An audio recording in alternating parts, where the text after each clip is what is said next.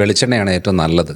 കാരണം നമ്മുടെ ഇപ്പോഴത്തെ ഒരു സാഹചര്യത്തിൽ ഇപ്പോൾ ഏറ്റവും കൂടുതൽ പബ്ലിസിറ്റി ഉള്ളതും മാർക്കറ്റ് ചെയ്യുന്നതും ഏറ്റവും കൂടുതൽ മാർജിൻ കൊടുക്കുന്നതും ഇതെല്ലാം റൈസ് ബ്രാൻ ഓയിൽ, അതേപോലെ പാം ഓയിൽ, അതേപോലെ നമ്മുടെ സൺഫ്ലവർ ഓയിൽ.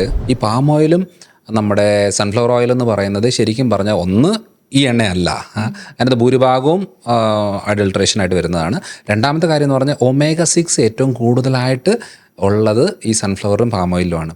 നമ്മളിപ്പം ഭൂരിഭാഗം oil fry items, bakery items എല്ലാം ഈ പറയുന്ന ഇതിനകത്ത്, കാരണം ഷെൽഫ് ലൈഫ് കൂടുതലാണ് ഇതിന്. അതായത് ഏറ്റവും കൂടുതൽ രക്തക്കുഴലിലെ ബ്ലോക്കുകൾ ഉണ്ടാക്കുന്നത്, തേയ്മാനങ്ങൾ ഉണ്ടാക്കുന്നത്, നെഞ്ചിടിപ്പ് പ്രശ്നങ്ങൾ ഉണ്ടാകുന്നത്, ആങ്സൈറ്റി പ്രശ്നങ്ങൾ കൂടുന്നത്, ഇതിനകത്ത് ഭൂരിഭാഗവും ഈ പറയുന്ന ഒമേഗ-6 എന്ന് പറയുന്ന ഇൻഫ്ലമേഷൻ കൂടുന്നതിൻ്റെ ഭാഗമായിട്ടാണ്. ഇത് ഏറ്റവും കോമൺ ആയിട്ട് വരുന്നത് സൺഫ്ലവറിലും പാം ഓയിലും ഒക്കെയാണ്.